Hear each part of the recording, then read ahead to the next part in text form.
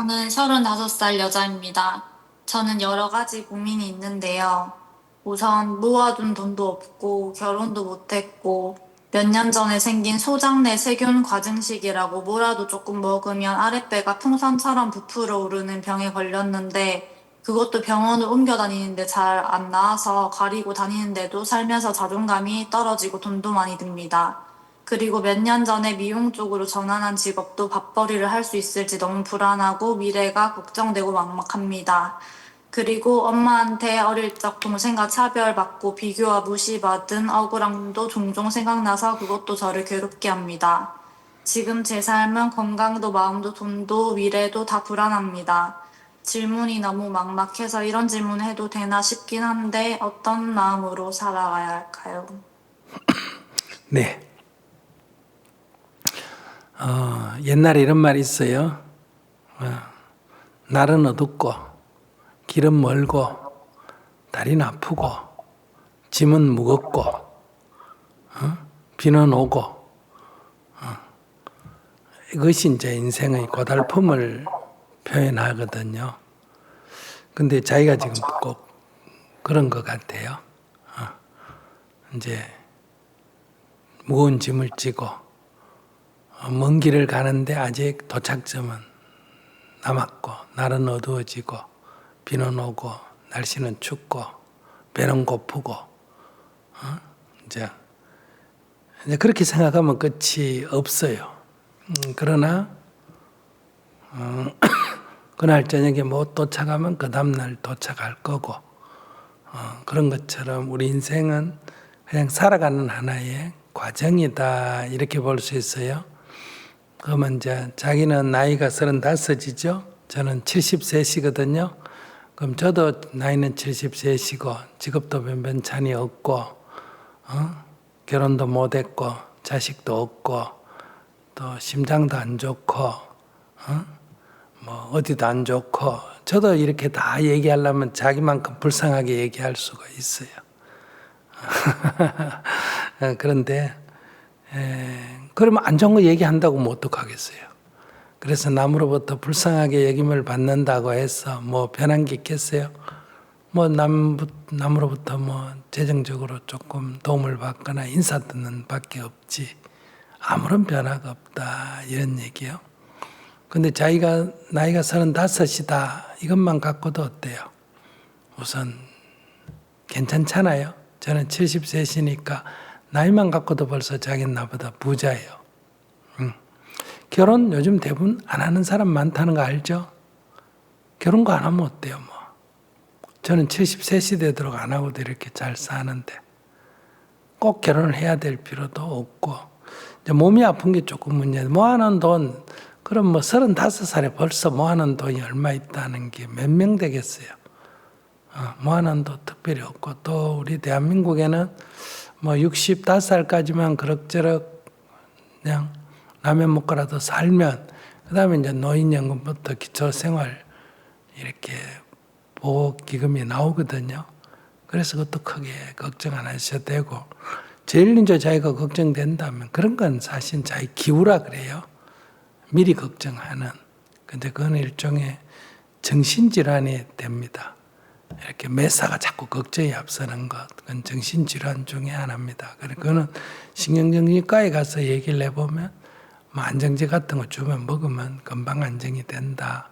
근데 이제 자기가 무슨 병이 있다 했는데 그 병은 제가 의사가 아니니까 이제 무슨 병인지는 잘 모르겠습니다만은 이제 무슨 특별한 뭐 급성 뭐 급성암이 있어요. 암 팽창 속도가 빠르게 번식하는 그런 급성암이라든지 뭐 어떤 난치병이 아니면 그렇게 너무 걱정 안 하셔도 되지 않을까 싶어요. 자기 얘기 들어보니까 뭐 치료가 잘 안 된다 하는데 아직은 병명이 뭐 난치병으로 판정된 건 아닌 거 아니어 보이는데요. 난치병이래요? 아직 현대의학으로 치료 못하는 난치병이래요? 이게 국내에서는 인식도 좀 잘 없고 해외에서는 조금 치료 사례가 있는 것 같긴 한데 조금 희귀한 건 것 같긴 해서 제가 서울에 가볼 거긴 한데 네. 이게 완치가 좀 어려운 것 같더라고요. 근데 외형적으로 너무 좀 자존감이 떨어져가지고. 네. 그 저희들 여기 멤버들도 한번 코로나 그 걸리고 난 뒤에 어떤 약 부작용인지 코로나 부작용인지 이렇게 그 면역 체계가 자기 신경을 공격하는 거 있잖아요. 자기 신경을 면역 체제가 밖에서 들어오는 세균을 공격해야 되는데 자기 신경을 공격하는 거예요. 그러니까 약을 먹어도 면역 체계를 낮추는 약을 먹어야 되는 거예요. 그 면역 체계를 낮추면 어때요? 병이 잘 들겠죠. 면역 체계가 강한 게 아니라 낮으니까 그런 병은 현재 의학으로 치료가 잘 안 된대요. 그런 것처럼 아직도 우리가 갖는 병 중에는 여러 가지 아주 소수지만은 충분히 아직 그 치료법이 발견 안 된 그런 병들도 있거든요. 자기는 그러니까 조금만 먹으면 배가 불러가지고 배가 이렇게 불룩하게 나와서 보기 싫다는 거예요. 그래서 자존감 떨어진다는 거예요. 머리가 빠지면 자꾸 머리를 심으려고 그러지 말고 깎아버리면 스님처럼 깎아버리면 되잖아. 그죠? 그런 것처럼 물론 이제 제가 자기에게 주어진 조건을 유리하게 생각하라고 이렇게 얘기하는 거예요. 그럼 어떤 사람은 스님은 너무 어거지다 그렇게 얘기하는데 뭐 배가 좀 나온 거는 요즘 배 나온 사람 많아요. 저도 지금 원래 굉장히 말라깽인데 늙으니까 이렇게 배가 나오거든요. 그런데 뭐 조금 젊어서 배 나왔다 이렇게 생각하면 안 될까? 어떻게 원하는 대로 다 돼요. 자기 보니 키가 얼마예요? 62요. 그래 여자 키 치고 60이면 괜찮잖아. 그죠? 160이면 작아요? 괜찮은데 다른 데는 다 말랐는데 배만 이렇게 나오니까. 그러니까 다른 데도 다 살찌는 것보다는 배만 살찌고 딴 데는 괜찮잖아. 얼굴도 괜찮고 다 괜찮은데 그렇게 자기 원하는 걸 다 갖추려면 부족한 건 맞아요.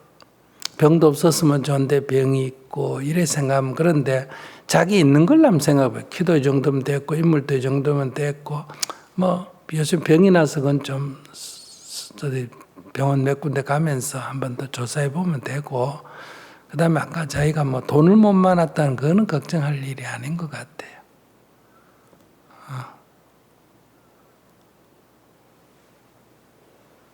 걱정을 하려면 끝이 없는데 서울에 비해서 너무 못 모아놓은 게 제가 뭐 직장을 한 군데를 뭐 꾸준히 다니는 게 아니고 다니다가 트러블이 생기면은 그만두고 또 모아둔 돈을 다 쓰고 이런 식으로 살다 보니까 모아둔 돈이 아예 없는. 30대 중반에 모아둔 돈을 많이 가진 사람이 몇 명이나 될까 모르겠네. 그러니까 이제 그러면 자기가 직장을 자주 옮겨 다니는 성질이면 앞으로 성질 좀 줄이고 직장을 덜 옮기면 될 거고, 그다음에 직장이 한 군데 있다가 다음으로 옮겨가면 뭐 좀 낫더라도 빨리 옮겨가지 그 시간에 벌어놓은 돈 다 까먹고 이런 거는 이제 앞으로 안 하면 되잖아.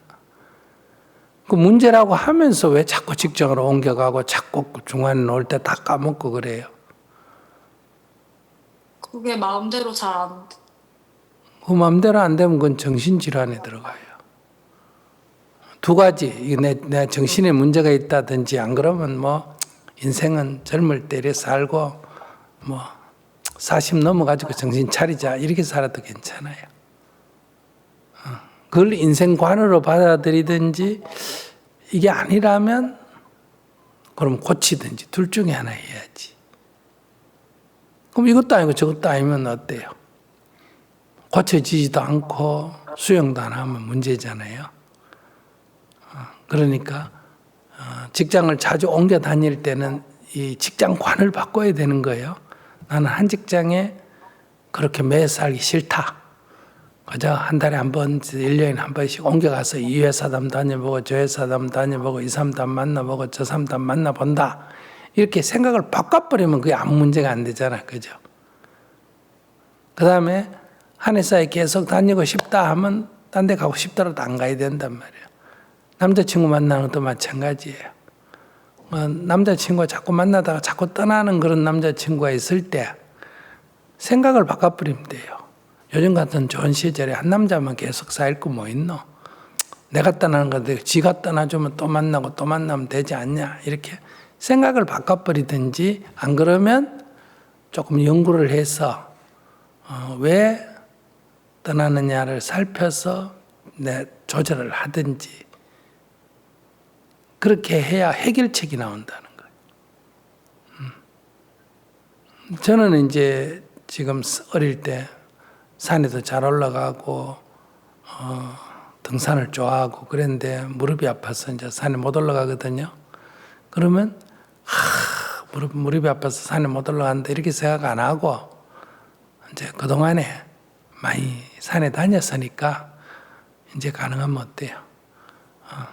스님은 주로 참선 같은 거, 명상 같은 거 많이 해야 되잖아. 그죠? 다리 아픈 김에 뭐 한다?